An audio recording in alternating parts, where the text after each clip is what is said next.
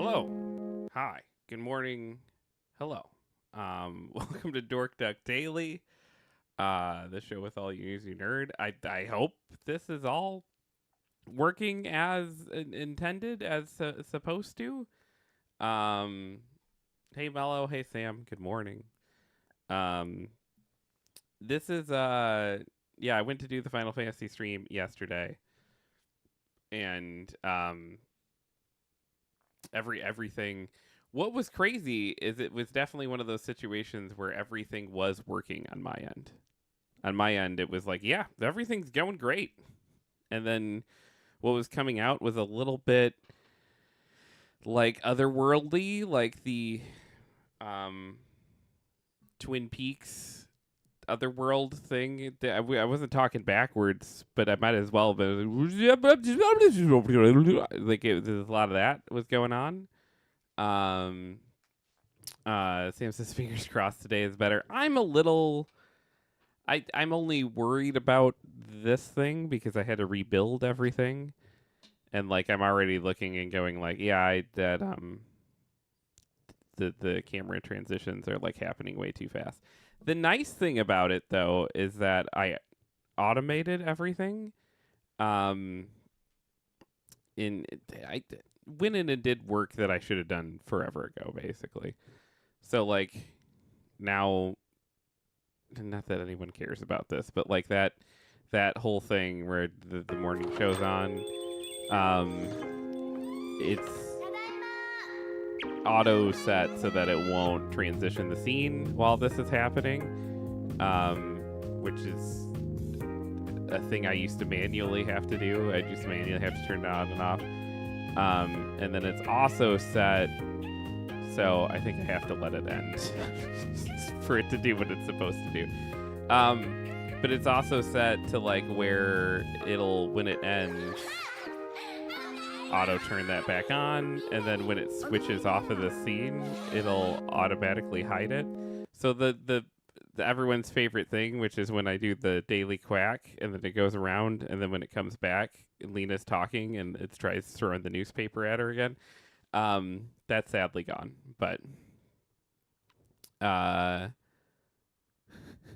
they've said I care about it. I also care that you finally locked down your sources. You did lock down your sources. I did.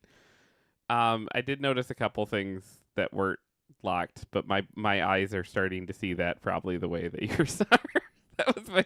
And thanks so much to Sam yesterday, who like spent like 2 hours on a call, like helping me fix everything. It was incredible and wonderful, and great friends are awesome. But like it was that was I think I knew that like some of my setup was I prepped him to be like, hey, you're about to cry looking at this, because there was things I knew that I knew were causing issues and problems and were not efficient.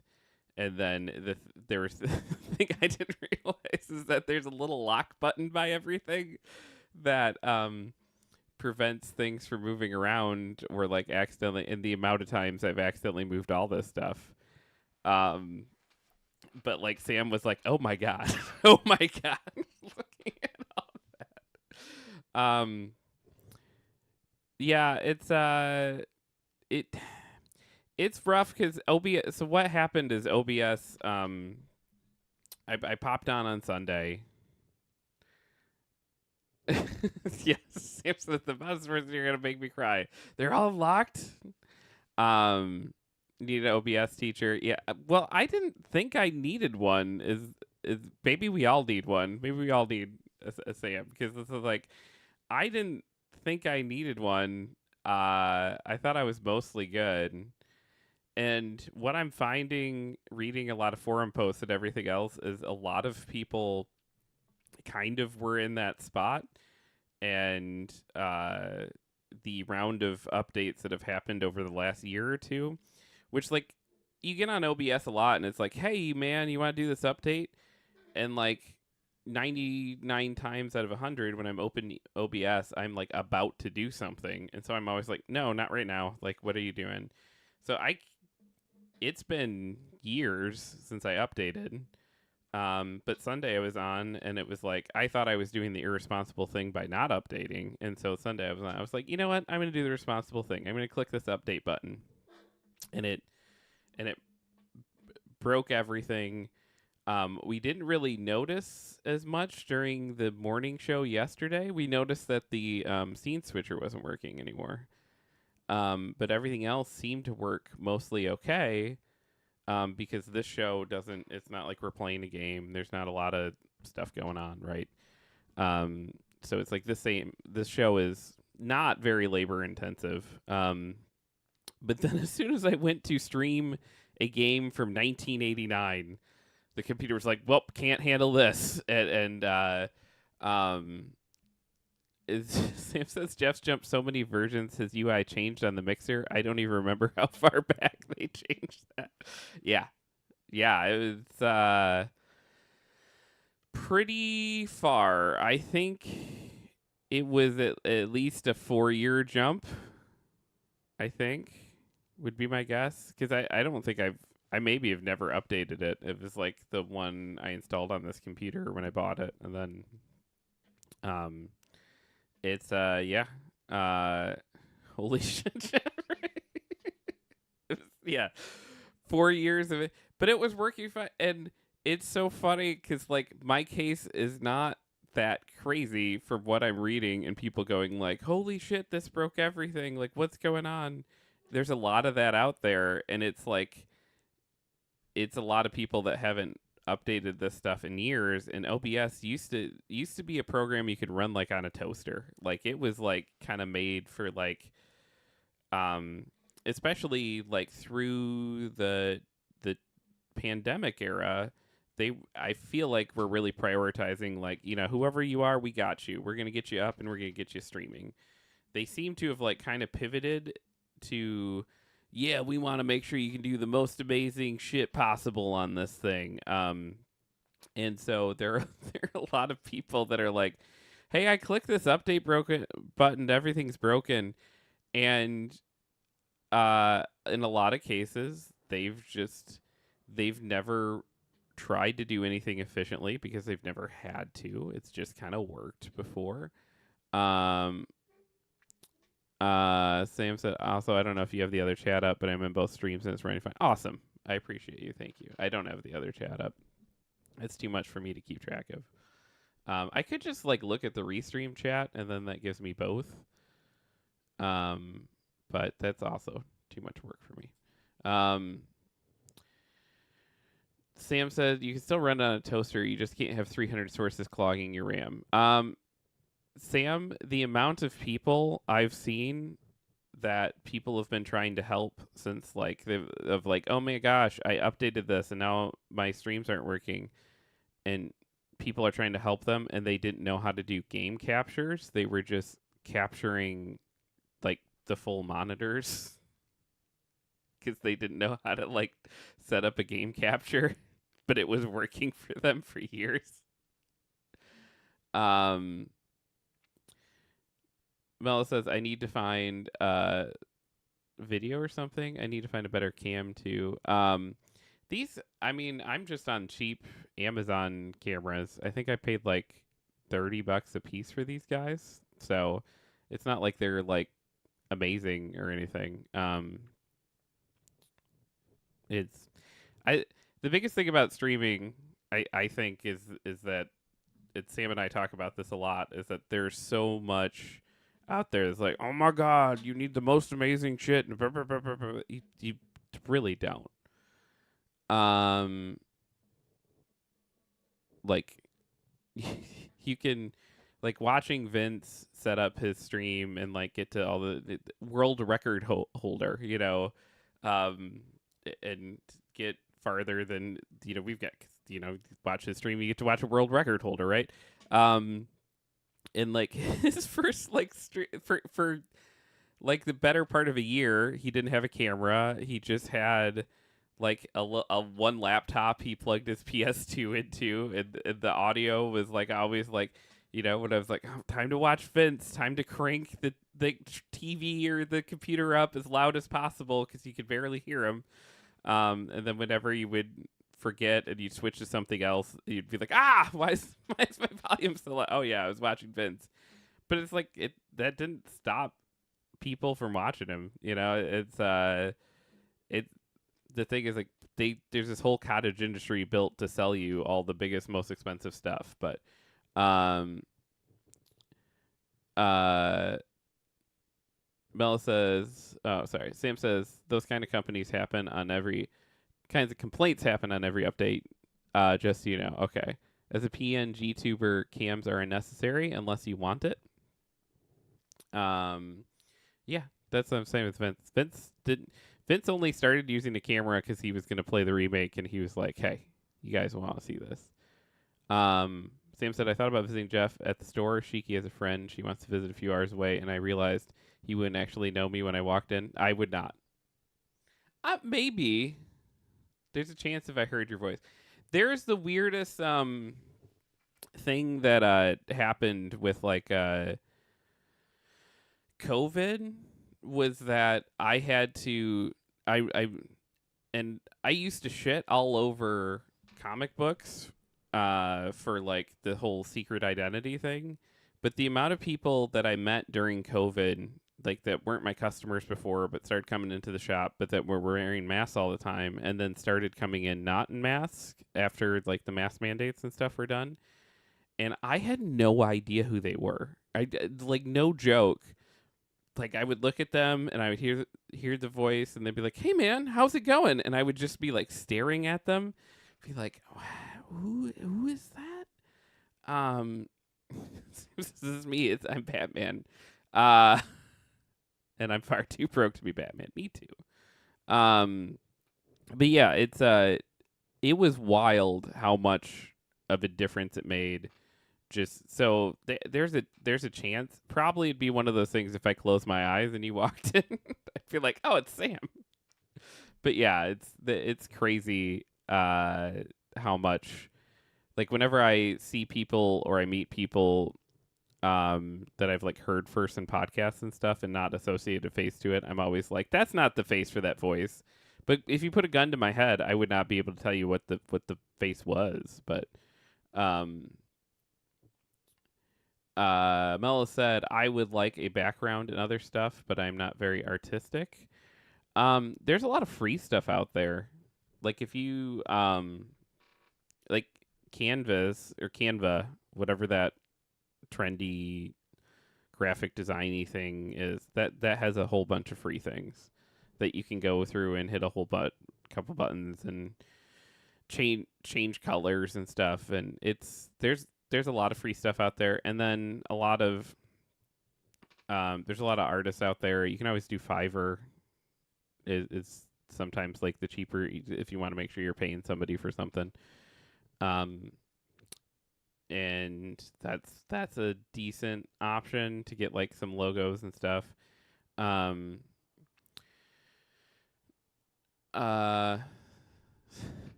Sam said, "Oh yeah, that's got to be hard. I'm sorry. Can you cover your mouth real quick so I can figure out who you are?" Since it's free is an option, or there are cheap assets packs on Etsy. That's how she keeps some of her emotes in her overlay. My overlay is stupidly simplistic because I'm also not an artist.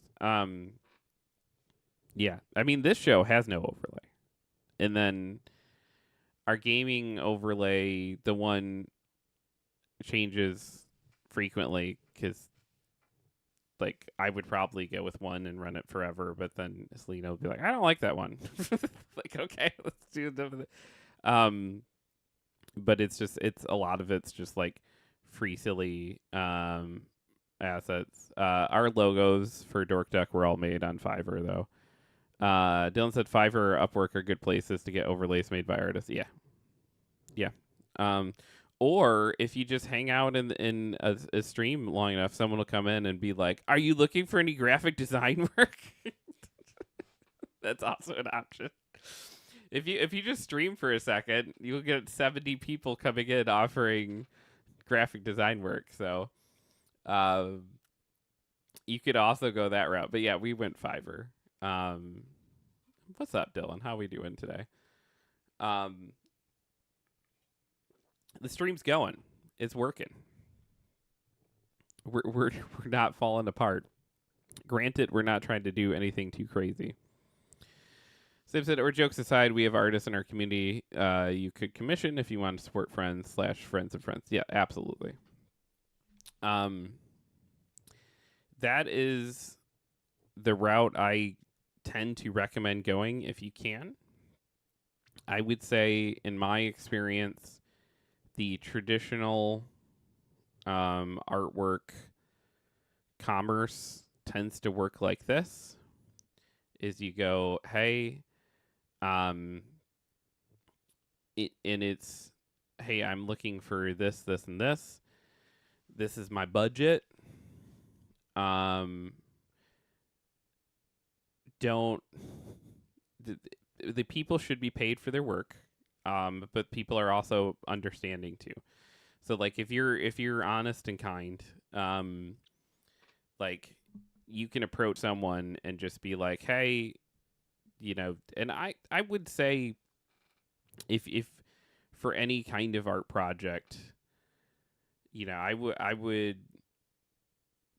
if you are commissioning art from someone, I would err in the like you're probably at minimum gonna be spending like 50 to $100 at the minimum, and probably their time is worth more than that. Um, but just you think about it, you're if you buy a new game, it's $70, and you play that for a month or two, and then it's done. And this is artwork you're planning on using every day for everything. But that's people vary, but you can come into a project and be like, like, hey, I'm setting some money aside to do this thing. My budget is $100. I know your time's worth more than that. But is this a project that you could do within that? Um, and they'll either say yes or no, and invite the no. Like, be like, I know your time's worth more than that, but this is what I have, budget wise, right now. Um, and like, is that something you'd be interested in or no? You invite the no, and then if they say no, you say cool, thanks so much. If we get more resources in the future, I'll always big fan of your stuff, so I'd always think about it. Um, and then typically the way it goes down is whatever your agreed upon thing is, you give them half at the point of commissioning them, and then you give half on the other side for the completed work. Tends to be how it goes down. The half that you're given on the side, it's like, unless you're working with someone a ton, the half is like kind of like a promissory of like, this is what we're looking at. This is like the deal. And so you give half, and then and they know that you're serious about actually giving them money, because artists, the problem is artists have to deal with a lot of flaky people who don't end up paying them. And then the other thing is, artists, the beautiful humans that they are, tend to also be flaky individuals too. So it's like it keeps both of you honest. You give like the half of it up front, and then they come in and then they go, okay, cool, I like this. Do that. They'll be like, hey, does this work? This is what I think I made up. Does this meet your expectations? Now it's kind of like getting a haircut. You can make a suggestion or two, like absolutely 100%. Like, you can be like, hey, yeah, could you make this one little small change that's probably pretty easy. Kind of like getting a haircut, though. You can't be like, well, let's start back from the beginning. It's like, remember, this is a human that you are paying for their time, and like at that point, like sometimes that horse has left the barn, and sometimes you get artwork back that you're just like, that's not quite what I was looking for. And usually conversationally you can kind of get there before that happens, but sometimes it's kind of on you to be like, all right, this is not exactly what I was looking for, but it is what it is at this point. And follow through. Now if you'd use something like Fiverr, it automates all of that stuff, right? So like you pay everything up front and then but they don't get their money until they mark it as delivered. So you pay everything up front for Fiverr. Fiverr holds on to the money. Once the artist is sent, gives you the thing, and you're like, "Yeah, this is great," then it gives them the money. So a lot of that social stuff, and sometimes that can be easier. I've paid a lot of artists for work that I never saw. Because again, artists are beautiful, amazing, wonderful people. They're just also that they are who they they are who they are. Um, uh, Dylan says, or go with the standard Fiverr treatment. Demand way too much for way too little. Belittle their work. OMG, is that even hard? It should take 15 minutes max. Get huffy with the artist, try to steal their work, and leave a bad review. Yeah. Sam says Laxters does all my emotes plus special art. Casey the gamer does pixel art plus Mega Man kind of style. Shiki has started making some really great emotes. Yeah, she's made some emotes here.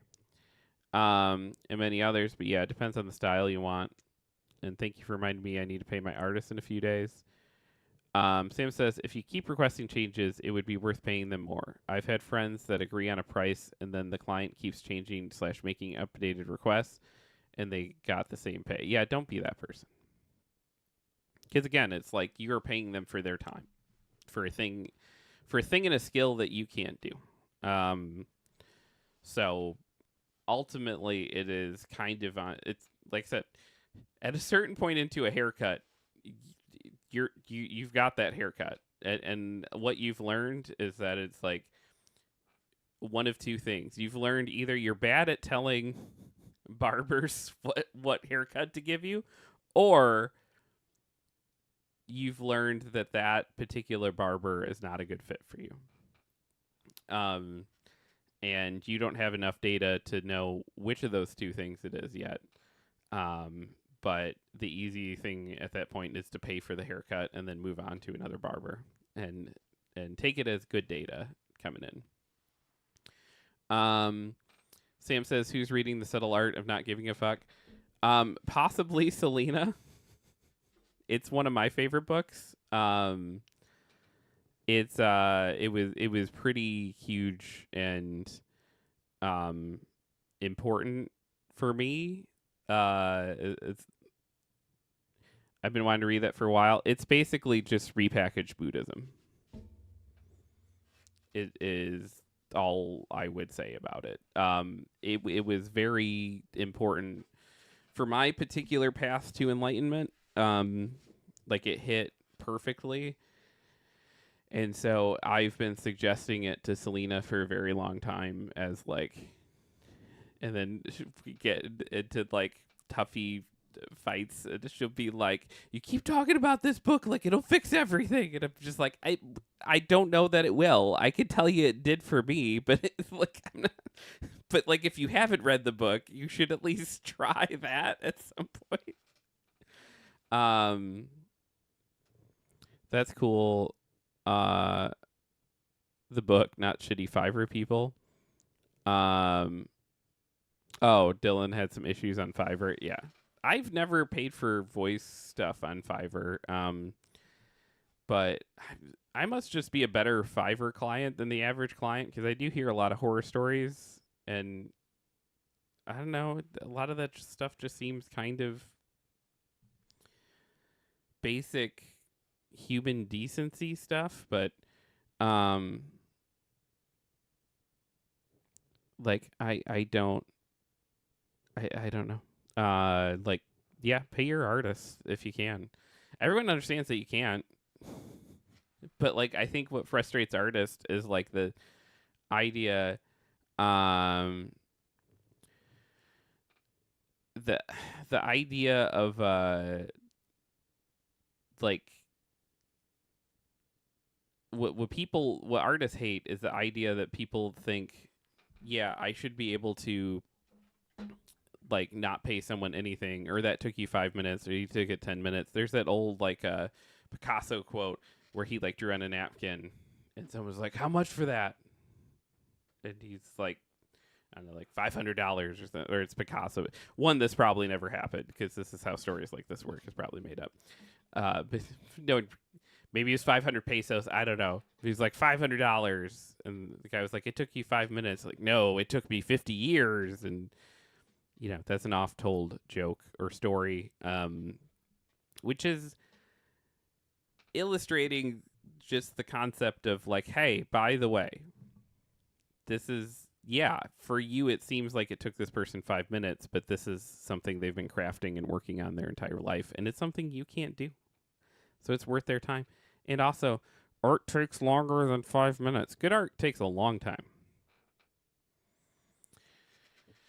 As an alert, I would charge approximately one compliment. Dylan also said, I've started putting audio watermarks on my files until I'm paid. People ask for a sample and just steal the file without paying. I hate people. Like, what?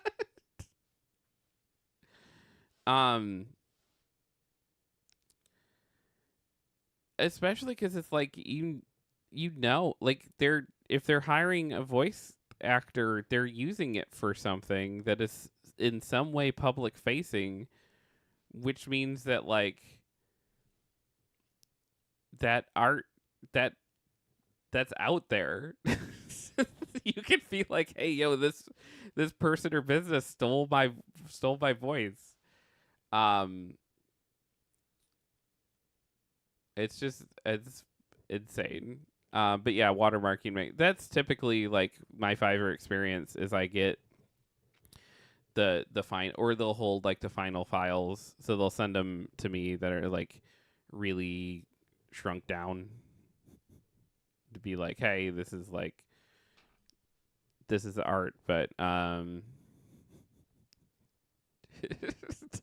that's too. Just let me know what you want. Yeah. Typically though, it's watermarked when I see it, and then it's like, okay. But yeah. Art's a tricky thing, but pay your artist. Like I said, everyone understands. Like, we're all broke, and we're all like, especially when it's like other artists, other like streamers, other things, and we're all like just trying to like grind and build our stuff up and everything else. My professional advice is that unless you're dealing, like, friends should never deal with anything on percentage points. Unless it's like a literal like 50-50 like to a date thing, but then at that point you're getting into like you really need to be doing contracts and everything else. It's like friends should do things for flat fees, because there's always this trend where it's like, hey, I wrote this book, I want to do this book cover, and it's like, okay, well, yeah, you can get like 10% of the whatever the fuck. And what happens is 10% of the whatever the fuck doesn't matter until it does. And then you need like an accountant and a bookkeeping, and it's like, because your friends, you didn't do contracts, right? And you're just like, once you're doing percentage points, you really need a contract. And so many people try to handshake that shit. And it's just easier to stay friends by going like, hey, can I pay you this flat rate for this? So that there's not like this dangling transaction that is looming in each other's brains at any point. Or the thing where it's like, you set it up on Amazon, so like one of you has access to the sales data, but the other person doesn't. And you're just like, well, I hope he and it's like, I sell like one book a year right now, and I'm pretty sure I still have, it set up in a way that it's like that money accidentally goes to my ex-wife. But like, technically speaking, 50% of that dollar should be going to my friend Ben. And every time I talk to him about it, he's like, yeah, it's fine, whatever. I'm not coming down to shoot you over 50 cents. But like if something happened, like all of a sudden, like it took off, like then you're in a different issue, and it's just like it just makes sense to avoid that kind of stuff as much as possible. Obviously, if you work together on something, it becomes sometimes that becomes necessary, but then even amongst friends, you need to do contracts. Sam said, speaking of that shit, I had an ad for an Adobe AI assistant today, and I was like, now I can present myself as a professional to give myself a competitive ad. And I was like, so you lie? Or competitive edge? Yeah. Sam said, if I can offer some advice, I would hold off paying into Twitch if money is tight / money is unstable. You can get plenty of growth without fancy art / overlays, but it's not a guaranteed income. The more hours you stream doesn't necessarily mean you will be earning more. So just be careful how much you're investing at the start. Yeah. And that's the, because Mel said I'll try Fiverr when my taxes come. Finding a job has been impossible this time. It's really hard out there right now. And sorry you're still going on the job search. It's been a mess for a lot of people. And at the shop, just more and more of my customers keep coming in and being like, either I've been laid off or like, hey, I didn't get laid off, but everybody else, like, I somehow narrowly avoid this massive layoff that just happened. Like, it's just, it's nasty out there right now. And Sam's right. Like, you can start up. You should, in my opinion, you should figure out if you like doing this first, and then start dumping money into it, because it's not about whether or not you make money off of it or not. It's about whether you enjoy it or not. And it's like, no one hates the person who like fucking loves skiing, who after like years of like being like, oh man, I'm just really into skiing, that's like what I do with all my free time, and that guy like buys a whole bunch of like ski equipment and stuff. It's like nobody hates that guy. It's like, oh, talk to Bob. Bob's like really into skiing now. Did you see all his gear? That's fucking awesome. What people hate is the guy who like is like, I'm gonna get into skiing, and then goes and buys all like the craziest, most expensive gear, goes and skis once, and then it all sits in his closet.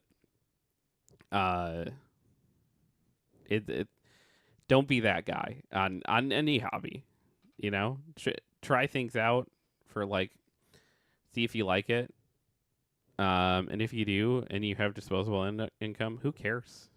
Then, you know, it's like, I'll be the first to be like, nobody needs to stream in 4K, but if it's something that you're like, I just kind of wanna, because I think it's fucking cool, then just go for it. Do it. That's silly. It's so stupid. Like if that's where you're at, like, I'm not gonna yuck your yum here. Now, if you're sitting here trying to tell me like, I need to stream in 4K and HDR and everything, and that's how I'm gonna quote unquote make it. That's how I'm gonna be a star. Like that, no, because it's like you don't need any of that. There's so many examples of people that don't have all the best technology and stuff that quote unquote make it, if that's even a thing anybody can do in these spaces anymore. Sam said, I'm sorry, the job hunt has been rough. The market is ass right now. Hope you can find something soon. Yeah, me too, man. Then says, good luck, Mel. Recently went through the same thing. Keep your head up. Yeah. Sam says, I don't want to yuck your yum is such a good / bad phrase. My brain stopped there. Yeah. I don't know. Hey, we do cover news on this show. We have a whole segment for it. It's not just about yucking yums. It's also about the Daily Quack.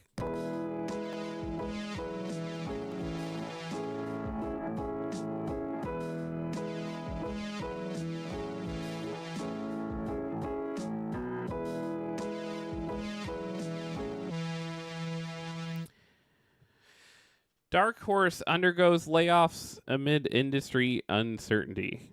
Yay. Speaking of layoffs. Sam says you can have the Yucking Yums band name. I don't want that one. This is from Namdi Ezekwe over at Comic Book Resources. Says Dark Horse Comics has announced the layoff of some of its staff amid the current climate of uncertainty in which the comic book industry finds itself. Dark Horse associate editor Connor Newsden had revealed on social media before the announcement that he had been let go by the publisher. Dark Horse's official statement addresses layoff reads, on February 3rd, Dark Horse made the difficult but necessary decision to reduce staff. After experiencing a period of significant growth, we find ourselves needing to take steps in response to increasing overhead, changing market conditions, and external economic factors. We've begun to streamline all areas of the company in order to continue producing quality content and products that have been our trademark since day one. Again, this has been an extremely hard decision and not one taken lightly. We appreciate the dedication, commitment, and hard work of our colleagues and wish everyone affected successes in their future endeavors. Knudsen, a 6-year veteran in Dark Horse Comics who had worked on several of the publisher's titles like Black Hammer, announced his layoff.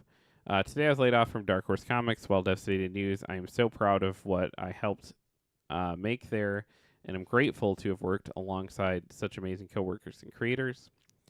I'm not quitting comics yet, so if you or anyone you know needs a savvy editor, please reach out. He wrote Comics Beat reports that Newston is one of several editors affected by Dark Horse's downsizing, and that the current layoffs at Dark Horse are in part due to ongoing crisis in comics publishing. There's a crisis. I can tell you firsthand. It's been weird. Dylan said climate of uncertainty is a better term for it's all on fire. Yeah. It's wild out there right now.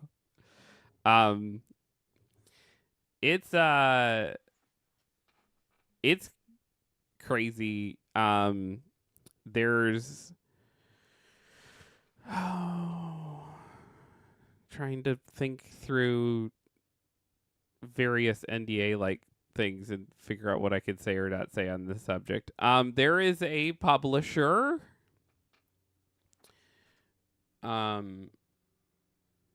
who is currently becoming the sort of flagship at Diamond. just by the nature of like, well, what's left? Well, I can say this for sure. This is factual information that I can say. And not get in trouble. The biggest publisher left, for which the only place I can get is Diamond Comics, is Dynamite. Last week we were unable to order any Dynamite comic books through Diamond. This week we also are unable currently to order any Dynamite comic books through Diamond. Which effectively, as of right now, means just there are no Dynamite comic books that will be coming out a month from now. So I don't know what that means for sure, but that is the current state of that. Everything's a hot mess right now. Dark Horse has been at Penguin Random House for forever, but again, I think part of what we learned through all this is that I thought I was unique in sticking with Diamond, but it seems most comic shops did. So even though Dark Horse was at Penguin Random House and stores could get the Dark Horse comics through Penguin Random House, a lot of stores just continued to get it through Diamond, and then Diamond would then pay Penguin Random House, who would then supposedly pay Dark Horse for those comics, right? What happened, however, unfortunately, is that Diamond did not pay Penguin Random House, and thus it looks like right now that Penguin Random House might not be paying these places like Dark Horse because they didn't get paid by Diamond. And there's, again, contractual stuff. Like, I've not seen those contracts, so I don't know if there's a chance that Penguin might weirdly be in the right doing that if, like, part of the thing was like, hey, we'll let you sub-distribute, but, like, if this all blows up, it's on you, right? That might be part of that contract, and Dark Horse might have looked at it and been like, well, we don't want stores that are sticking to just Diamond to not have Dark Horse books, so, like, let's go, we'll take that risk, and now this risk is blown up in their face, but it's all bad. And yeah, of course there's layoffs. Like, I don't, it's a bummer of a situation. I don't want any of this to be happening, but it is. What's up, Nix? Good morning. Christy Carlson Romano hospitalized after getting shot in the eye. She's okay, but Jesus fucking Christ. This is from E! News. Corinne Heller from E! News. Or, sorry, Yahoo Entertainment. There we go. Christy Carlson Romano is on the mend after suffering horrific injuries during a shooting trip. The Even Stevens and Kim Possible star shared that she was hospitalized after being shot in the face multiple times February 7th during a trip to celebrate husband Brendan Rooney's 42nd birthday in Austin, Texas, where they live. I took him to shoot clay pigeons as a present, the 40-year-old wrote on Instagram. There was another party with us, and they unsafely fired in the wrong direction and shot me in the face. Romano said her husband immediately sprung into action, assessed her, and rushed her to the hospital. I was hit in 5 places. One was less than an inch from hitting me directly in my right eye, she continued. Unfortunately, a fragment got lodged behind my eye and is too risky to remove surgically at this time. Doctors will continue to monitor me. I can see normally at the moment. Others have said, sorry I shot you in the face. It was an accident multiple times. Yeah, what the fuck is this story? The Special Forces World's Toughest Test Star, who I don't know what the fuck that is. I know Even Stevens and Kim Possible. She was the voice of Kim Possible, who shares daughter Isabella Victoria 8 and Sophia Elizabeth 5 with Rooney, said that she can think about how grateful she is to be alive. I love my daughters, husband, family, and friends so much. I saw my life flash before my eyes. I bet. Jesus. I'm telling you, hug the people around you every chance you can. Life can change in an instant. In her video, the Kim Possible alum thanks the medical staff and first responders who came to her aid, calling them just the most amazing superhero-like people to take care of us at our most desperate times. Everything's kind of clearing out, she said about her wounds, but I gotta say I got shot in the face and I lived to tell the tale. Be grateful for every day. Jesus, man. I just don't even understand. Like, on some level, I understand,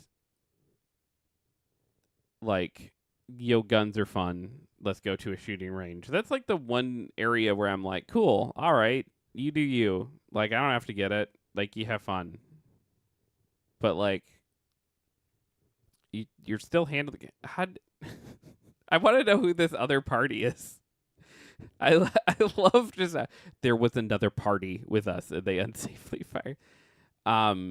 The fact that, like, that person isn't, which good on them, I guess, because they don't, if it truly was, like, absolutely an accident, it's, like, incredibly kind of the famous person to be like, I'm not going to put your name in the press. Snoopy says, I love shooting guns safely. Yeah. Don't shoot your friends in the face. They didn't want to name Barbara. Right.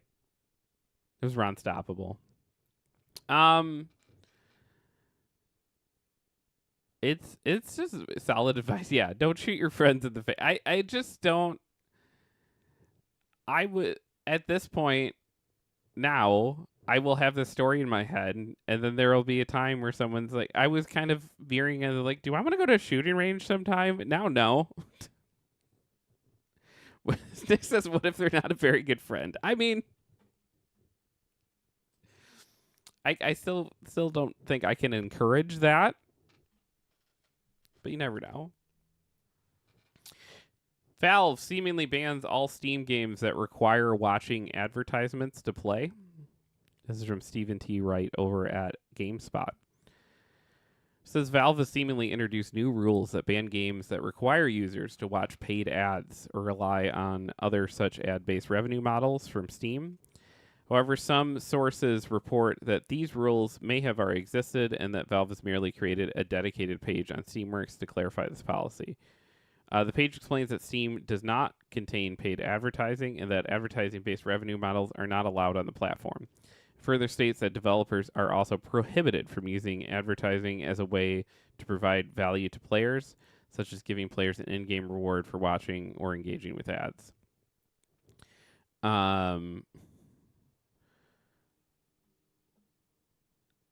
Sam says, good. Fuck shoving ads everywhere. Yeah. Nick says some good news for a change. Yeah.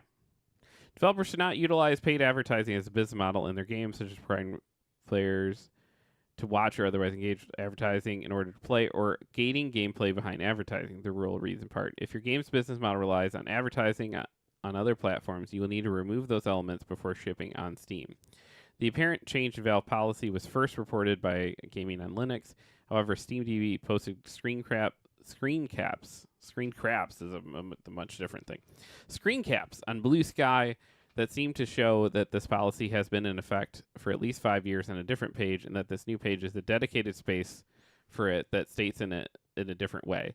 Sure, but if they're making a whole dedicated page to it and getting headlines and everything, that means they're like about to start cleaning house. That's usually Steam has a lot of things often that are like policies, and it's like, well, that's been their policy forever, but they just have not super enforced it, and then things get out of hand, and then they go like, okay, all right, enough of this nonsense. Regardless, Valve did recently introduce a significant change to its storefront. Warnings that note if a game in early access hasn't been updated in more than a year, these alerts are ostensibly intended to inform users that development timeline described on a game's page might not have come to fruition, or if the game has been outright abandoned. Yep. Awesome. I love all that. Other Sam says, aren't ads type games just mobile port games? Yes. And there is a huge problem with them on other platforms too. Although often they do maybe take the ad stuff out. But there used to be like, I fucking miss the days of the console stores that were a little more guarded than they are today. Like, don't get me wrong, it is great that like it's easier than ever if you and I make a game that we can get our game playable on an Xbox, on a PlayStation, on a whatever, right? That's cool. It I would like some gatekeepers back a little bit. Just a little bit. Just a little bit of gatekeeping, just as a treat. Like, can we please get a little bit of gatekeeping? You know, the thing that caused the entire video game crash in the 1980s, and then Nintendo responded by like being like, "Hey, we're going to gatekeep the fuck out of making, we're not going to let you do to us what happened with Atari." So like, we're going to have the Nintendo seal of approval. We're heading back there. We have like unlearned that lesson. And I can sit here and I can crap out 1,000 different games with stolen assets and put them all over Steam and PlayStation and everything else. And you know what? Most people will see through it. but I can do it, and some portion of them will make money, and I can set up a whole thing. It's bad right now. Sam says you mean you don't want Atari ET? I don't know if I ever told you got a physical copy of that. It was like often told like, hey, they just put a bunch of those in a landfill. There were so many copies that they just buried a shit ton. And then it wasn't that long. It was like 20 years later, people were like, that didn't happen. And they went and dug it up, and like sure enough, there was copies and copies of ET. But I love that they had to go dig it up. It was like not that long of a time period. We could just like believe the people that were like, yeah, it's in there. Sam says I was so happy they finally dug it up. Nick says my friend and I stayed up all night playing that fucking ET game when I was a kid. Yeah, that's the thing. It's not as bad as it gets this reputation of being like the worst game ever made. It's not a great game, but it's also not the worst Atari game by a long shot. Because there's some games that just like don't fucking play on the Atari. Sam said, I mean, people forget what happened a month ago. I'm not surprised it became an internet legend. Yeah. Nick says, yes, it is. Yes, it is awful. It's bad. It's just, I don't know if it deserves the reputation of the worst game of all time.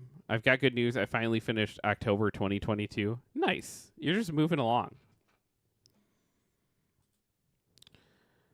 Hey, by the way, Roblox is part of an active investigation by the SEC.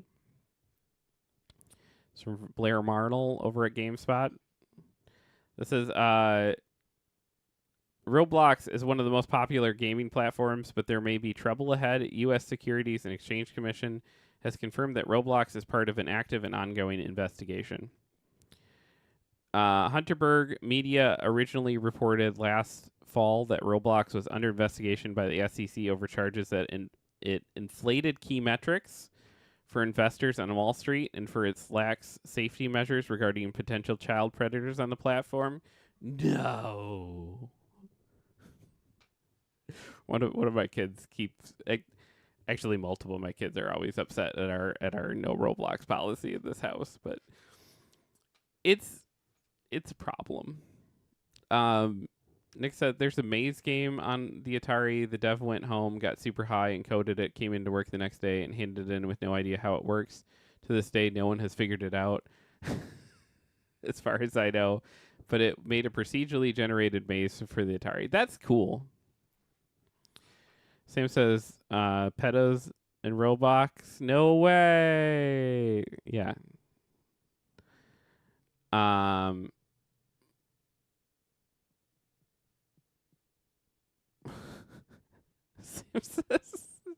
To you're living in the past, you have no idea. My brain is blurring chat from the regulars, so I see someone on stream, and I'm like, "You're feeling better." I haven't been sick. Oh, that must have been 3 years ago. It's the amount of like I had to when I was like thick in it watching Sam VODs, and then I would jump right into Sam chats, and the amount I would want to bring up things and inside jokes from like 3 or 4 years ago, and I would just be like, no, that's not. No one here knows. That's no longer relevant. And it was and it'll happen again because as soon as I finish 17 years from now, as soon as I finish Final Fantasy 2, I will be watching those VODs like crazy.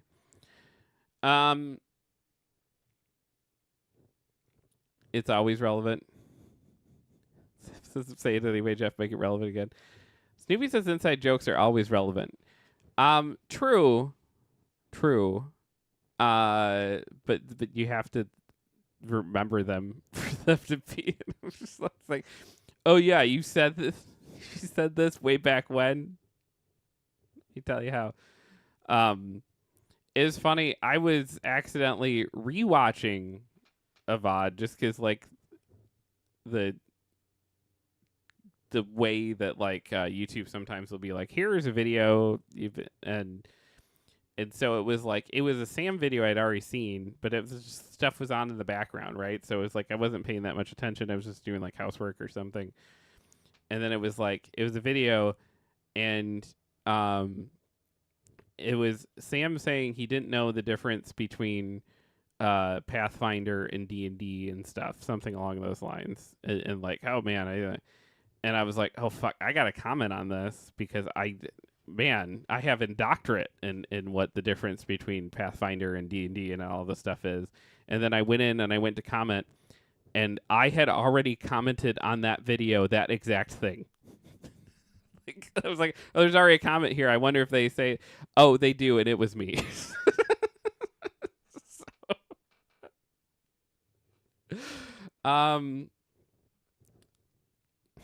Okay.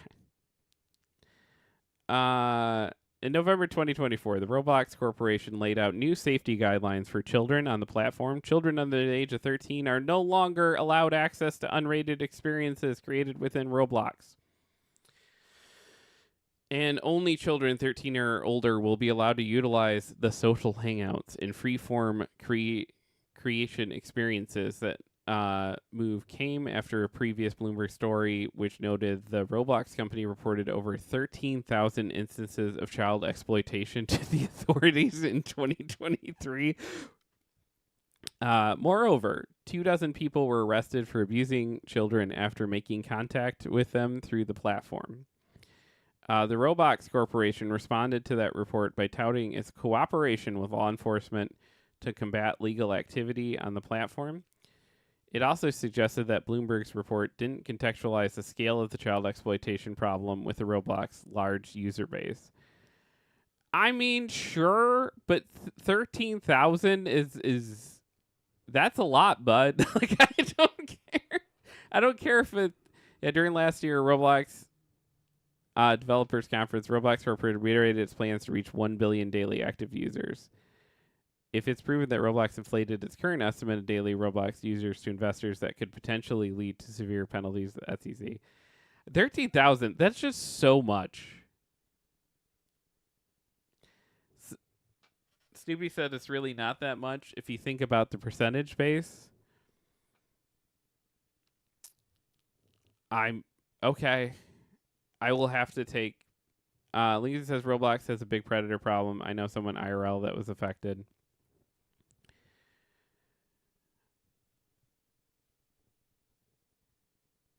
Yeah.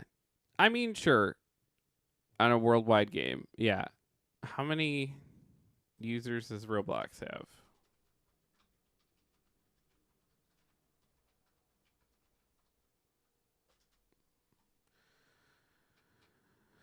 70, so like 80 million.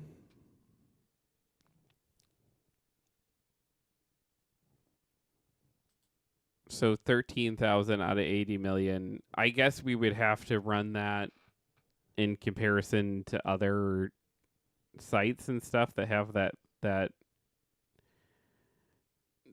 those numbers to really. All right, so you're right, cuz like if we compare the number of Roblox users to like the number of rappers named Drake, and there's 100% of rappers named Drake, and then there's some small percentage of Roblox users that could actually work out math wise. Sam says Roblox is vile space. Sorry about the Drake joke. I just couldn't help myself. Roblox is vile space. If I had kids, I wouldn't let them on it. Yeah, I don't. It's convenient for me though that it was a no from their mom and their stepmom before I even had to weigh in on it. So I was like, all right, there's no reason for me to. It's funny because my kids will come to me sometime like, can you talk to them about Roblox? Like, why? No, it's like I love you kids, but I'm already dealing with your mom and your stepmom being mad at me for things on a constant basis. Like, I'm not going to be the champion of Roblox for you.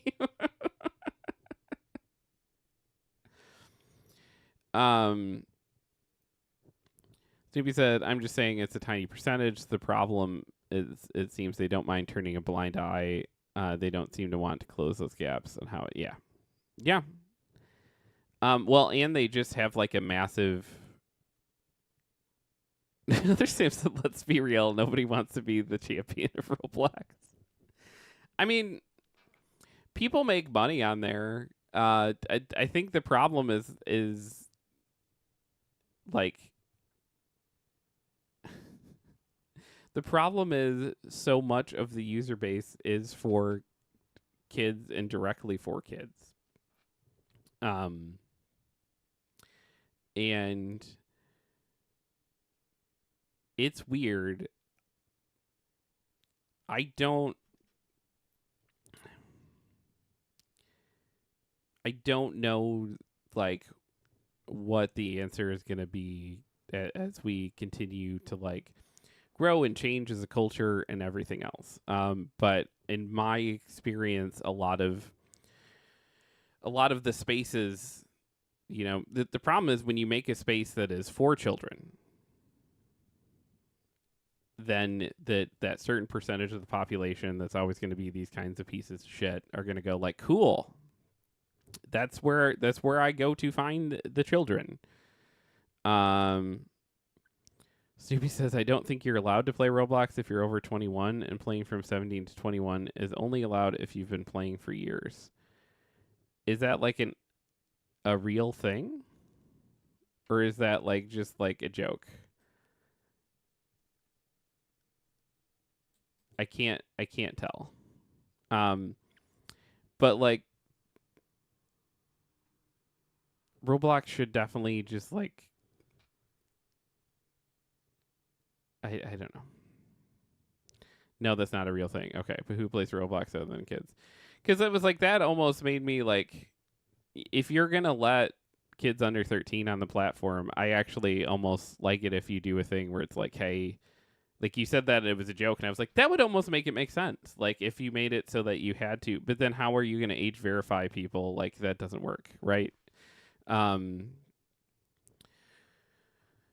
Lindsay said, I'm going to be so careful with what my kids are using, but I appreciate it's harder than it sounds. Yeah, and everything's always moving and changing and growing and different, like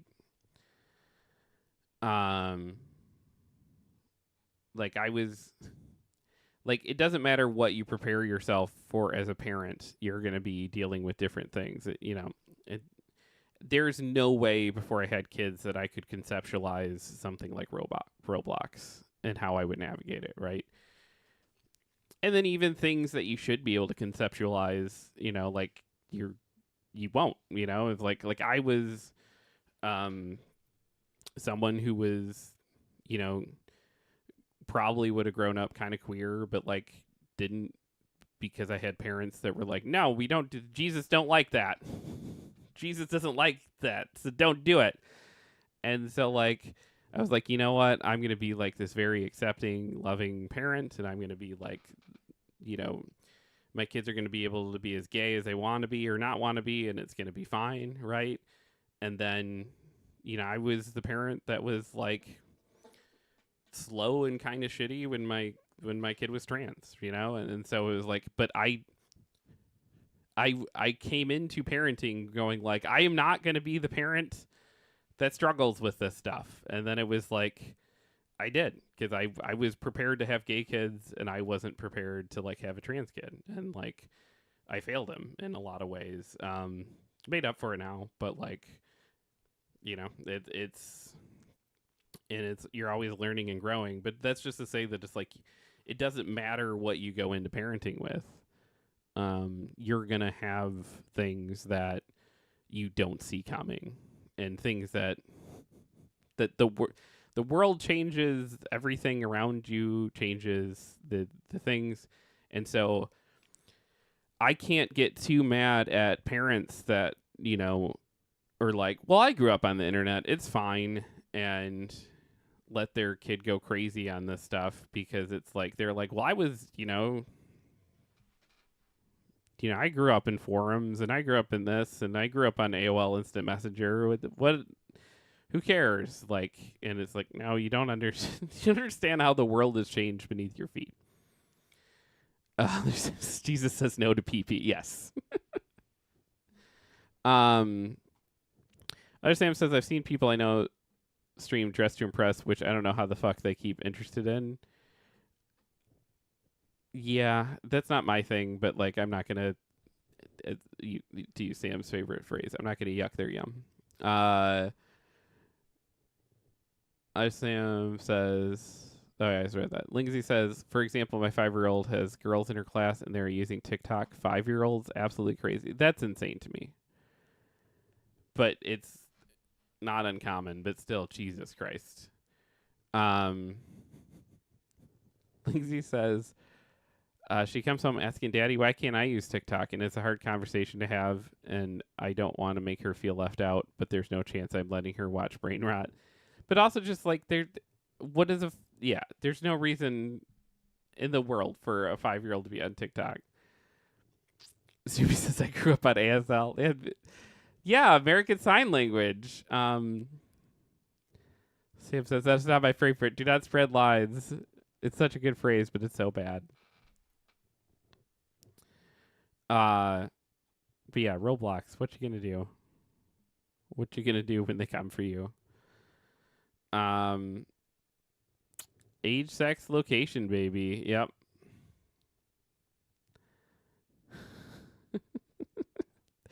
$37. Yes, USA. Oh, so funny every time. Yeah.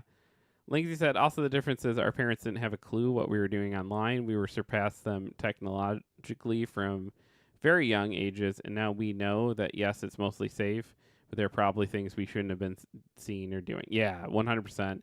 Also, you bring up a good point. There was probably there was less savvy the predator class that was trying to get to us was probably a little less savvy than we were technologically, and now I feel like that's kind of flip-flopped. It's interesting how much like kids growing up now, even my kids who've like grown up around this stuff, and I like have tried to like get them more into technology and computers, and they're like, no, I like these apps where like you just hit these buttons and things happen, and like, okay.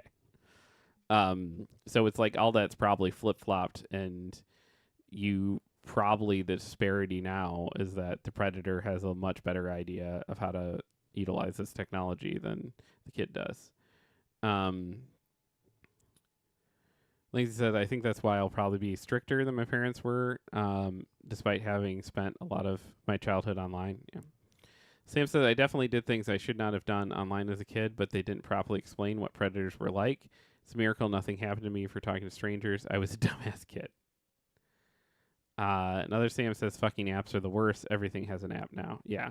It's so funny how I still remember 10, 20 years ago, it was just like, well, no one's going to use iOS because no one wants to live in this, like, this walled garden. And now everyone's just like, walled garden, please. Can I please with the wall garden? That's like, it's just so funny how quick culture and everything around it changes. Dylan says we grew up in the Steve Buscemi "Hello Fellow Kids" meme era of child predators. We did though. Like it was very, it was. I mean, now you can fucking and like sitting there with my kids and like because we had one situation and I fucking blew up everything and people thought I was crazy, but like. No, I just don't mess around. And it was like we had one situation and I blew up every Xbox account. I blew up every phone number. I blew up everything. I was just like, this person does not get to have access to you. And it was one of those things where, and then talking to the kid, it was just like, but it's another kid, you know? And it's like, you don't know that though. And they're like, well, yeah, because like and it was like, and it's rough because I feel bad because I like when I was a kid I had like, you know, friends I met on Xbox Live and shit, and like that was, you know, it was fine, but like now it's like you don't know, you just straight up don't know that's a kid that you're interacting with. There are so many voice changers and everything else out there. Um, and yeah, it's like these are the rules. You guys cross them, and so now we have to blow everything up, and that's unfortunately that's where we're at. Um, and I would rather you guys all hate me for that than having to go through and regret it after the fact for not doing it. But Sam says that's a big reason Cheeky and I ban anyone under 18 in our stream/Discord. We do not have a space that gives random adults access to random children. Yeah, it's just not. It's just not. And that's kind of my weird thing with Roblox and anything else that's like so aimed at children. It's like, which it's what it, it's like children make up such a small percentage of the population too. It's kind of weird to me when anything like is, and it's a different story if it's fucking like Sesame Street, right? But like when you have some sort of product and like you're like, and we're aiming it at kids, I'm just always like, okay, sure, but I don't know that I ever want to direct my stuff there. Sim says you can't moderate everything, but a big blanket ban on all minors is the safest approach in my opinion. Yeah.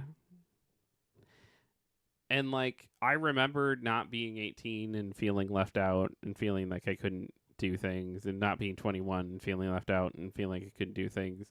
But once you get on the other side of that and you start understanding like, wait, most people are on the other side of this fence, and it causes so many problems if you let people in on that side of the fence. So yeah, I get it. Sam says, "Now there's tons of money in businesses targeted at kids. Kids steal credit cards. Look at Mr. Beast. I mean, you're not wrong. He's doing great selling Lunchables so kids can think they can be rich like him too. Uh-huh. Wait, Mr. Beast isn't family friendly. He's a type of family friendly, I guess. I did not a fan of any of the. That's the thing. Yeah, when you turn around and like you're like, all right, we're gonna sell these Lunchables and these energy drinks and these everything, and it's just I don't like. I sell hot dog Jeff boxers. That's a thing that I have done. That's not a thing that anybody has ever needed in the history of time. But it's a thing that I sold, and I sold to consenting adults. I could technically put that S on it because it was 2. But like, here's the thing. That's silly. That's stupid. But it's like, it at least, was between consenting adults, and it's like, don't sell shit to kids. It's so icky. But you see, he remade Squid Game to make a lot of money and missed the irony of that. Yeah. Hey, every Tuesday we ask a very important question with Selena's favorite theme song. Am I the asshole? Maybe. Wait.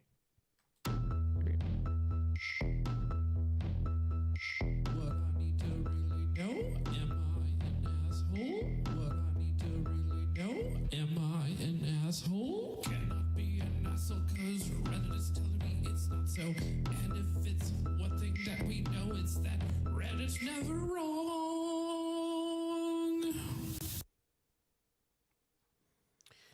Am I the asshole for refusing to do my husband's laundry anymore after he had a go at me after surgery? I'm gonna make an early call that you're not the asshole. I had a gallbladder removal surgery yesterday, and thankfully all went well. They removed a massive stone and several smaller ones. I even got to take pictures. Simpsons that make me sad. Coming around from the anesthesia was harder than I imagined, but the doctor said it was quite normal to feel very tired and groggy afterward. They said this was quite normal. I was lucky enough to have my surgery in a private hospital funded by the NHS. So my staff was, but I couldn't wait to get home to see my children and sit on my own sofa in my own house and watch my own TV. I got home quite tired and sore just before 7 p.m. The morphine had definitely worn off at this point, and I haven't had any more pain relief, so I wanted to just sit down and relax and take some codeine and give my kids a cuddle. I walk in, and the living room looks like a mess, which was annoying, but my husband made sure my pillow was on the sofa, like I'd asked earlier, and it's hard work looking after 3 kids, 10 autistic, 6 and 2. Those are tough ages, too. I mean, 10 is like where you're kind of crossing the boundaries of just like after 10 it's they're turning. I my argument is I think raising kids is like having dogs that turn into cats. That is my theory. The first 10 years it's like having a dog. It's like did you fucking eat? Did you gotta drink your? Oh, you gotta go potty. Come on, we gotta go potty. It's like having a fucking dog. And then the back half of parenting is like having a cat, and it's just like where you're sitting around the house like. Has anyone seen Roger? Like, let's look around the house. Like, oh yeah, he's down here. Like, what are you doing? Like, I'm mad. What are you mad about? Everything. Like, okay, all right, that's parenting. You have dogs and you have cats. So having 10, 6, and 2, that's rough ages. Nick says that's a lot of kids. I always say having a dog is like having a kid that never ages past 5. Yeah. It's probably true.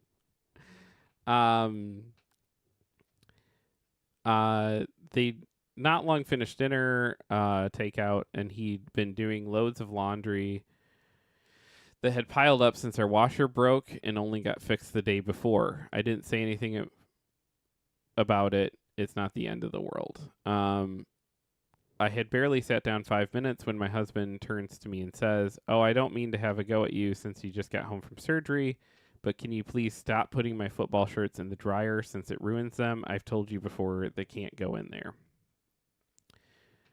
I was a bit taken aback. Like, this is really the best time to bring this up.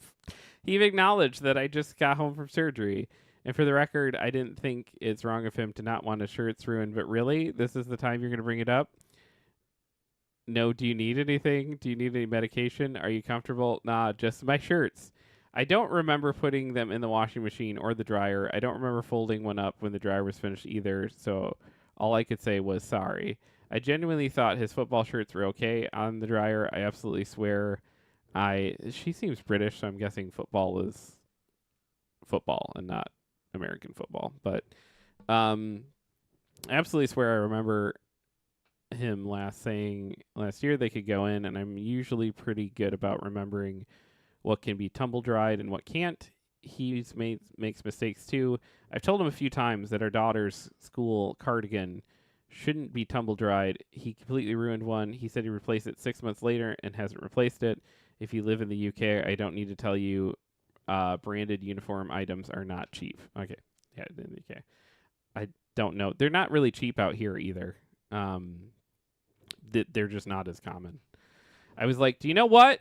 Do your own fucking laundry then. And if anything gets damaged, it's on you. Do you have your stuff ready for work? That's your problem. And don't ever fucking bother asking me to iron anything either. But now I'm laying here at 5 a.m. wondering if I'm just being overly petty for the sake of it. I do most of the laundry as I'm a stay-at-home mom, and he does work all week long. Am I the... I mean, that's an important detail, but also just like... I don't think you're... Other Sam's is not taking a side, but football shirts are pricey too. Yeah. I don't know. Reddit branded this with a complete not the asshole. I'm going to say like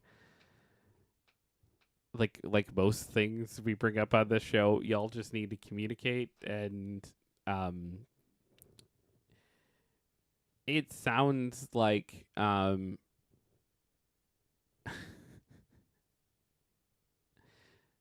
like it's a good thing to communicate, like, hey, by the way, these shouldn't go in the dryer, heads up. And that was the wrong time to communicate it. I think you're better off like putting a note or something like by the washer to be like, hey, just remember, don't put football shirts in the dryer.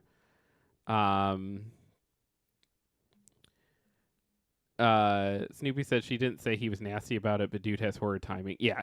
Well, and it's like she's not mad about the shirt. She's mad about the fact that like dudes do this all the time, and I'm guilty of it too. Jesus Christ, am I guilty of it? But it's like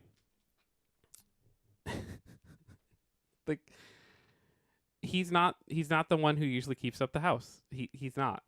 And he's probably not the one who usually takes care of the kids. They have a lot of fucking kids. That's 3 kids. That's the amount of kids I have. I can tell you it's a lot of fucking kids.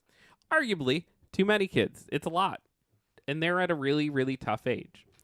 And he's probably not the one that's primary caregiver for these children.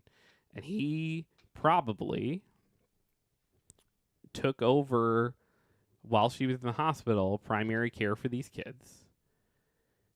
And kids are constant tornadoes, and there are only 2 ways to deal with the constant tornado stuff that is children. Well, I guess there's 3, because the one is like you can just accept to live in an absolute trashed pigsty of a place, which like emotionally, mentally, we've all been there and done that. But your options are you can let the kids trash things, and then you can come behind and pick it all up after the fact. Or you can like be constantly on them to be like, hey, nope, pick that up, put that back. You're getting a second toy out. You need to go put the first toy away. Okay, no, you need to do that, which she might do. That might be her normal, but she's not been there to do that for the last 2 days, 3 days, because she had surgery. And so she came home to a house that is like absolutely trashed, and everything in her brain is screaming, don't sit down, pick all that stuff up. Like it's telling her she is not allowed to relax right now, when medically that is what she's supposed to be doing. And that's what she's getting mad about. And that's what's like driving her insane. And she's already twitching from that. And then you come over and you're like, hey, can you do my laundry better?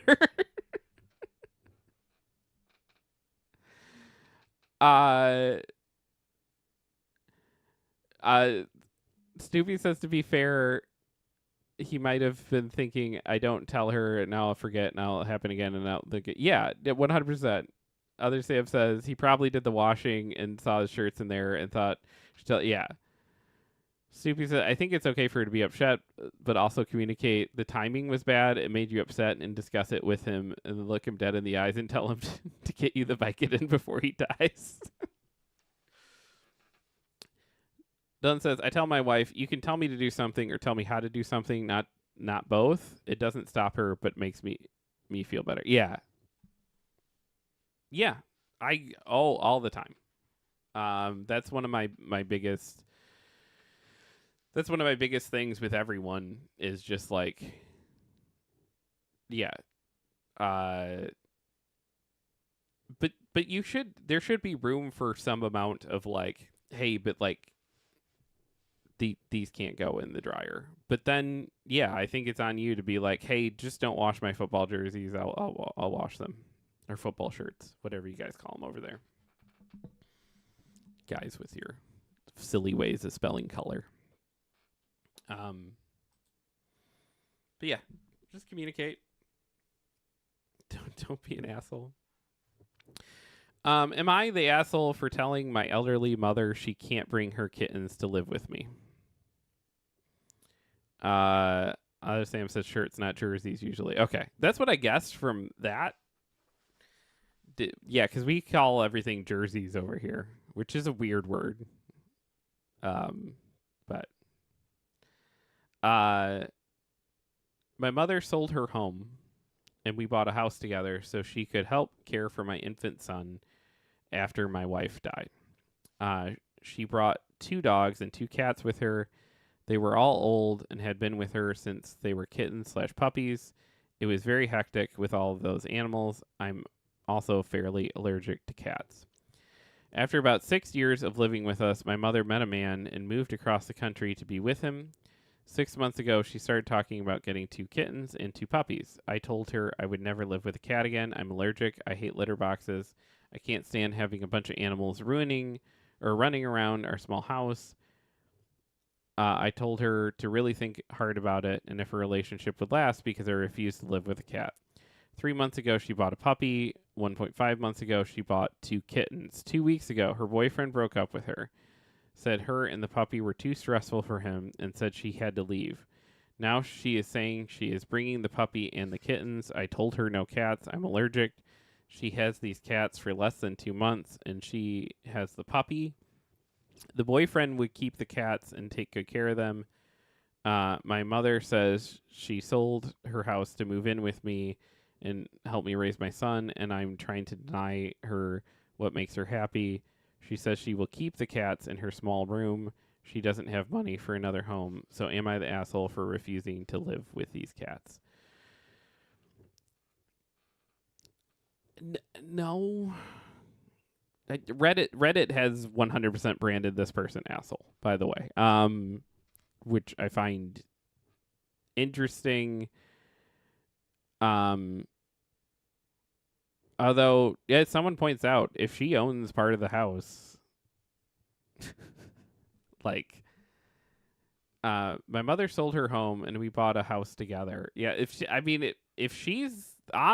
her name is on the thing, if that's a house that you wouldn't have been able to buy otherwise, but in a very like legal sense, that she's entitled to come live in the house, but that doesn't necessarily make you an asshole for being like, hey, can you get rid of the cats?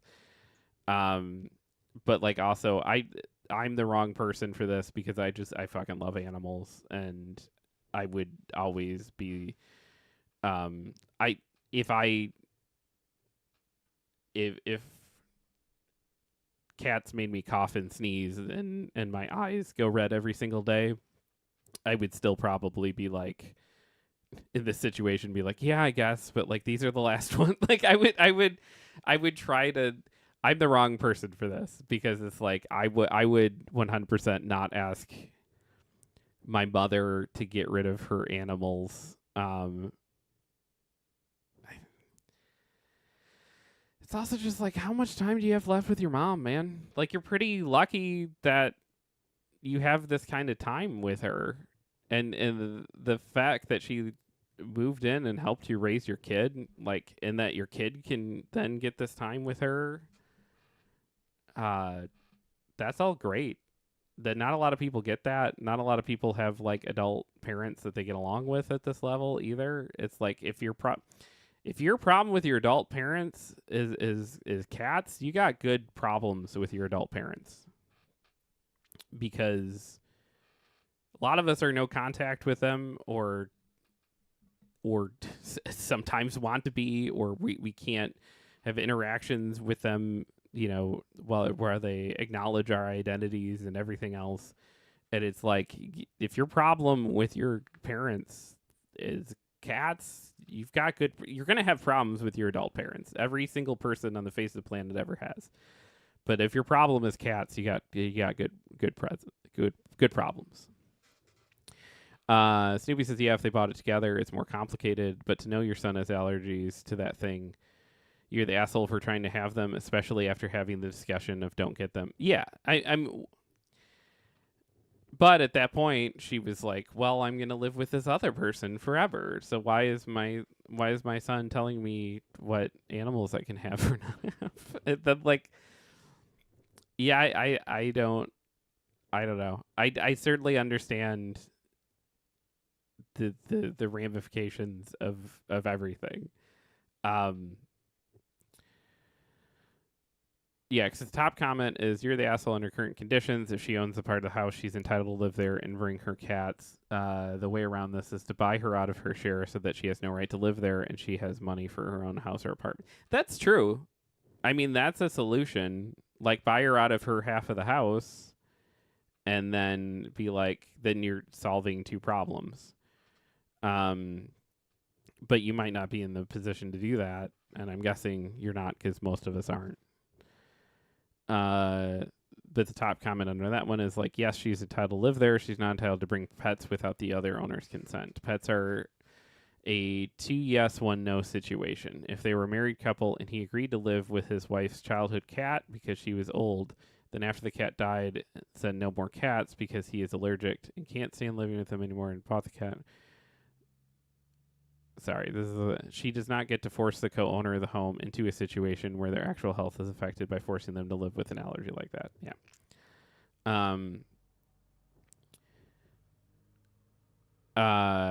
Snoopy said, at that point, she's moved out. He's a tenant in her half of the house with no entitlement to live there. Yeah, I guess. But, like, it's interesting that so much of this conversation is turning into the legal argument. Like, this person was asking for the moral argument, right? And so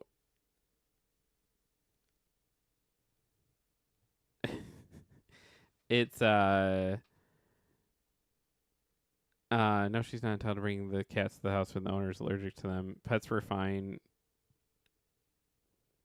This person says the pets were fine when the asshole kid wanted to get her money. I mean, that's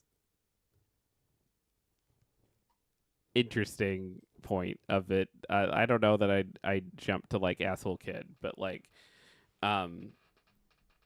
it's like we've all been in situations where it's like we've had to like adjust our pet stuff, based on who we live with, who we didn't live with, and it's like I certainly had to like move in places and like not bring cats with me, and it's like been a bummer, but like I was also in a position where like I didn't have the resources to like have a house, Dylan says, am I let's turn it around. Am I the asshole for wanting to bring my new kittens to the house I share with my son who is allergic to cats? He told me not to get them, but fuck him. Yeah, the mom is 100% like not being great. I'm willing to contend that. But I'm leaning more towards the like, hey, everyone kind of sucks here than an outright like, hey, you're definitely not the asshole. I don't know. I would need to know more. That's a lot of animals though. That's a lot of some people just like have a lot of animals. We probably have too many and most people would be like, that's too many. And we have, now 4 cats. Granted, we went up to 4 when I knew like time was running out on 1, and would have stayed around like 3 or maybe like 4 eventually, as with like staggered, because 4 is probably our absolute limit. And then, but when Pancake came back after being gone for like over a year, it was like, well, okay. Other Sam looks at my 4 dogs, 2 cats, and 2 tortoises. Yeah, some people just like having a lot of animals. Some people don't, and sometimes those people are in families with each other. But like, if you have your own space, you get to do what you want in that space. It gets tricky and difficult when you share it, and that's true of both the son and the mom. Snoopy says the moral argument, she's a grown-ass woman. She made her bed trying to be with this guy, which is fine, but you're also an adult. You made that decision out of the house, and now your fallback is going back to son and forcing him to live with us. Yeah.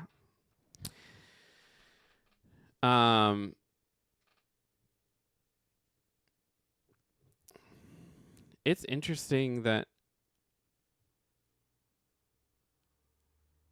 the people that are calling him an asshole are leaning hard on like just legal, like she owns half the house. But so does he. Like, I don't understand how that's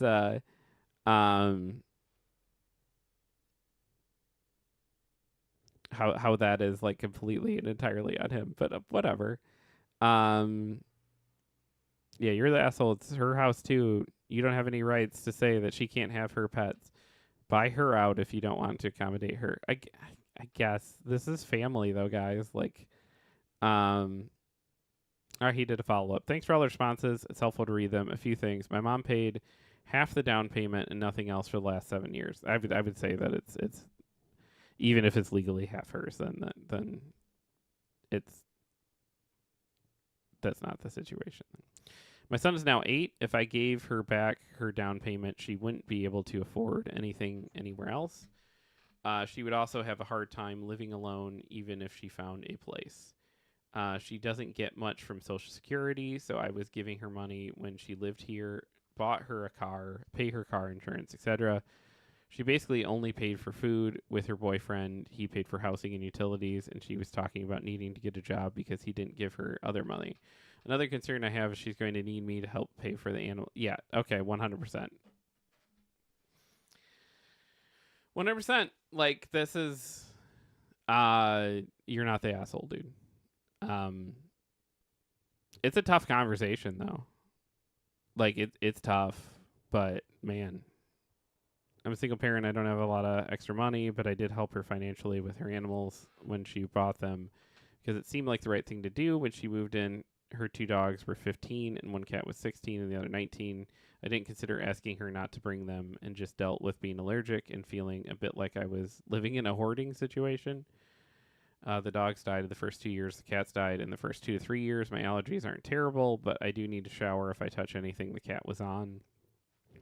My eyes are itchy and watery, and I just feel sick overall. I took allergy pills when it was bearable. When it was unbearable, I did ask my mom why she was okay with making me miserable daily just so she could have cats, and she says she would be miserable without her cats. I also mentioned that the cats might have a better life with the boyfriend since he would try to keep them in one room and he loves cats. She just said, I'm not leaving my cats. Snoopy says she was not living in the house when the decision was made. Not the asshole. Yeah, I kind of lean in that direction. Other Sam says, so if he took allergy pills every day, it wouldn't be too bad. No, and I would. That's probably the decision I would make. Let's see. This person says, you're the asshole, though. I appreciate your difficulty. Your mom enabled you to have your house. She is on the mortgage, so she and everything that is hers has a right to occupy. You mentioned she cared for your son and that you paid everything except food. I assume this was for the entire 6 years she lived there. I think you may be miscalculating the worth of what your mom provided for you. That's a good point.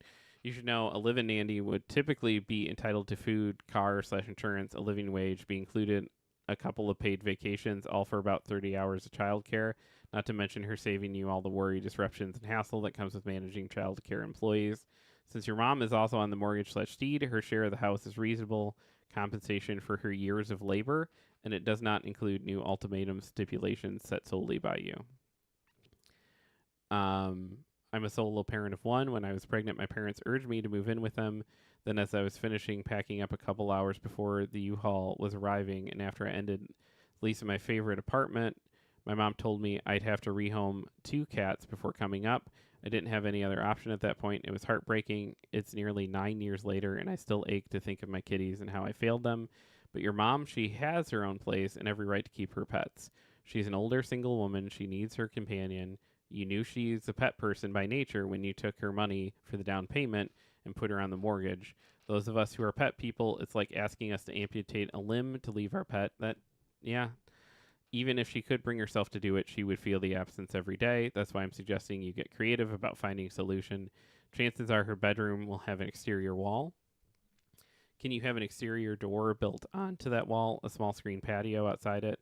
That way, so long as she can make an effort to primarily use that door rather than the interior one, her cats will be reasonably contained in her area. Or perhaps it's time to consider selling the house and each taking your share, whether to find separate living accommodations or more suitable floor plan, in-law suite, main guest house, wings, floors separated by a door, etc. Remember, your mom gave you a forever life-changing head start in helping you get a mortgage. To have avoided paying increased rent/home prices since 2019. That's true. Like if you, the amount that getting a house has gotten more impossible in the past 6 years. Is crazy. Snoopy says put that bitch in an old folk home that allows cats. That's bullshit. It's not something that I would think or say or whatever. I just I don't know. There's a lot of empathy in this particular post. I think it makes these words make a lot of sense to me, but your mileage may vary. Now they're just holding that overhead. It's true that it's like, and I know a lot of people that it's really easy to and we've all been through this, but it's like really easy to diminish like the actual cost of like childcare and stuff. Like it's expensive. Other times that I'm biased because I do anything to keep my pets. They're like family to me. Same. Yeah, I can't imagine. And so like but some people's brains just aren't like that with pets. You know, it just is what it is. Like we've had to navigate that. I've had to navigate that. Selena's had to navigate that of like the times where it's like you have to go in and live with someone and you have to like rehome a pet, and it's like I don't know that I would be able to ask someone to do that. When Selena moved in, I asked her to rehome her bunny, but that's because I was like, my cat will murder that bunny.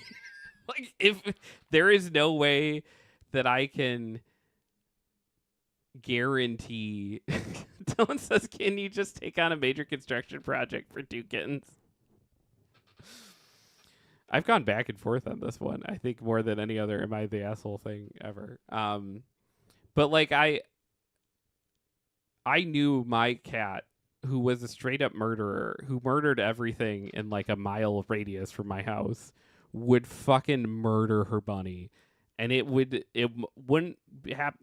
It would start with us like being careful and like it'd be like, okay, with thing, and it's just at some point something would happen and we would walk home to carnage, and I was just like, if your bunny ends up here, your bunny is going to die.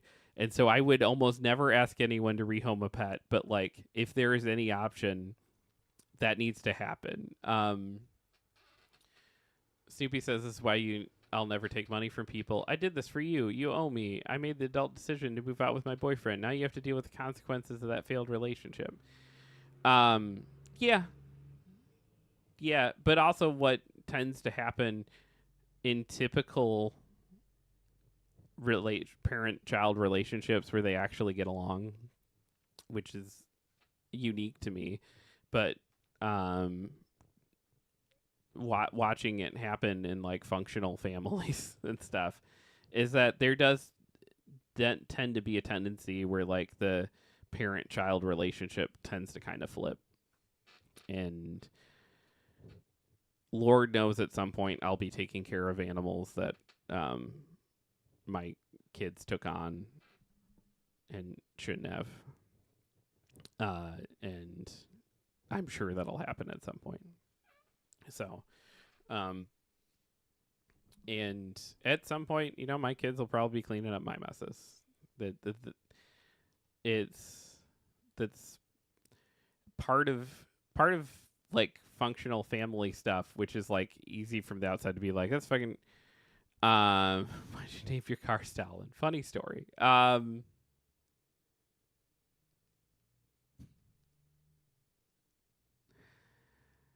don't know.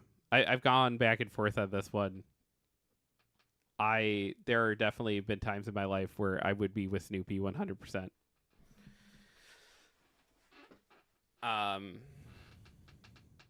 But yeah, I don't know. It's tough. I don't know. I don't think I'll be in this situation with my parents ever, but I definitely am going to end up in it with my kids, where my kids are, hey, I got to move back in. Is it okay? Why'd you name your cat Stalin? Okay, that makes more sense. I know I can almost guarantee there's going to be a point where one of my kids wants to move back in the house and they have pets that we won't have room for. I can almost guarantee that's going to be a situation I'm going to have to deal with in the next 10 to 20 years. And the reason I know that is because, like, most of my friends with adult kids have had to deal with that situation. And when I was an adult kid, I put people in that situation. And I don't think I could ever look at my kids, even if I'm like, this is a you should not have adopted this pet. I told you you shouldn't have adopted this pet. Now this pet is going to become my problem. I still don't think I can in that situation look at them and be like, okay, you have to rehome this pet, just because like I I that argument of like it's like asking them to amputate their arm. That I feel that is how that feels. But Snoopy says I agree, but also there's the mutual respect that needs to happen at that point, and I'm a story. It's mom's way or the highway. When that relationship flips, now the kid is like the parent, and parents get to say no to animals. Yeah, that is within your rights to do. Um, this is like a good one. I don't think we've ever had like most of the time when we read these, it's just like, yo, this person sucks. But like, it's definitely this is a your mileage may vary kind of confusing one. I guess the other one kind of was too. It was like this is yeah, usually people are like pretty straight up like, "Oh my gosh, how dare these people behave this way?" Um but yeah, mom shouldn't have taken on the pets if her relationship was that rocky and unstable. But or just even at all if she wasn't prepared to go live somewhere, but if it's an absolute no, I think it's probably within your rights to be like, hey, no, you need to either not move in or move in without the cats, or if you want to sell, we can sell. I think it's completely within your rights to give those options. I just also think it's fair and understanding to say that's probably going to change your relationship with your mom. And so it's within your rights to do, but just to do it and expect it not to be something that upsets her, I think that's what would make you the asshole. Because so many times people take these hard stances and then get mad when people get mad at them, and it's like, no, it's within your rights to take these kinds of stances. You have to be okay with them being mad and upset with you and either coming around or not. And I think that's fine to do. To just be like, hey, mom, I love you. I told you not to get these pets. I'm not asking you to get rid of your pets. I am asking you to get rid of your pets if you are moving in here. So these are the options. And I love you. You know, if we need to sell the house, we need to sell the house. If we need to, I would rather not sell the house because my kid and your grandkid are comfy here.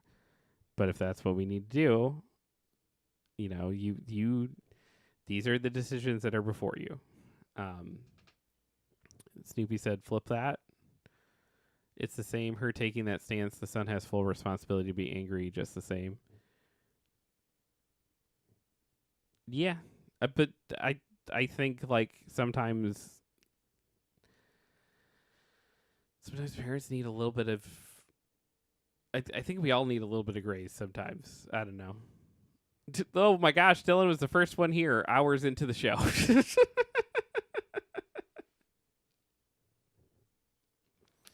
Same. But yeah, I don't know. I think this is one that so many of us will just take our personal experiences into.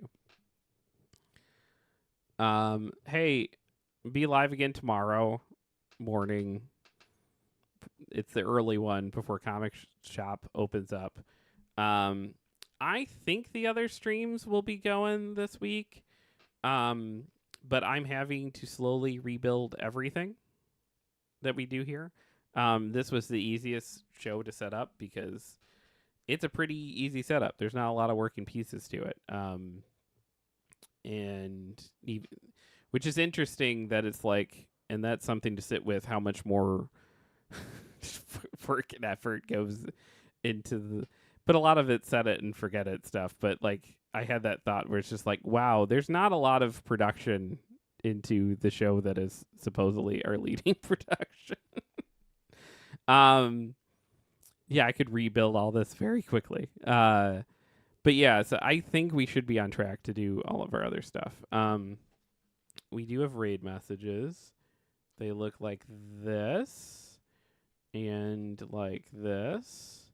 The one with sub emotes and one with global emotes, so you can still participate if you're not a sub. And we are, yeah, DOMs can participate too. And we will go and say hello to Sam. I've heard of him. He's sincerely Sam. We're going to go bug Sam. Thank you so much, everyone, for hanging out, for solving the world's problems with me. Be honest, be kind, be useful.